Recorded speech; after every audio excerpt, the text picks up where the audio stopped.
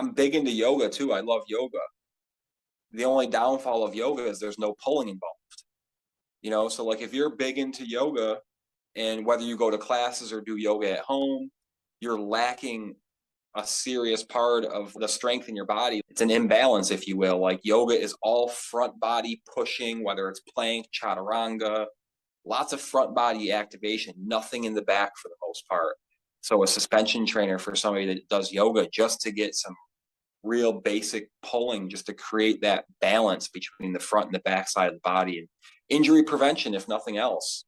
And like, we don't have to go crazy into the whole posture movement, but I do believe there's some truth to the fact that, like, if you're just pushing all the time and you're strengthening your shoulders and your chest, those muscles are going to get stronger and, in theory, bigger and tighter.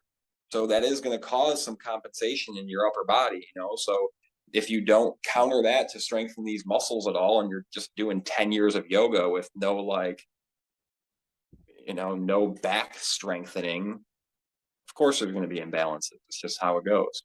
And just to clarify, if you're listening and you don't really know what an imbalance is exactly, is when typically you'll have maybe one side of your body much stronger than the opposing side of your body much stronger than the other. So in this case, as we were saying, the chest might be much stronger than your back, or it could even be vice versa, or maybe your biceps are a lot stronger than your triceps. There will be some indifferences. Yeah. Like the left side of my body is stronger than my right. Like it's minuscule.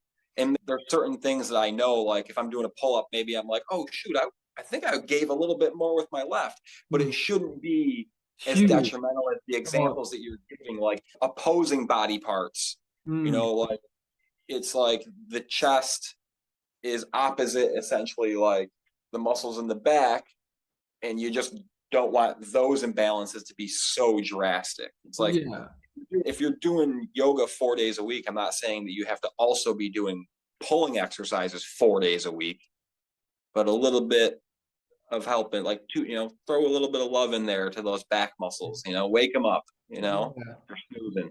Yeah, and I guess this is a whole different rabbit hole that we're starting to go down, but sometimes imbalances, they're not necessarily a bad thing either. For example, if someone plays tennis, quite frequently, they're bound to have one side of their body much stronger than the other. To stem off what we've been saying, it's more an issue if you start to feel pain. That's basically when okay, maybe the imbalance is too much. That's probably put it in its most simplest form.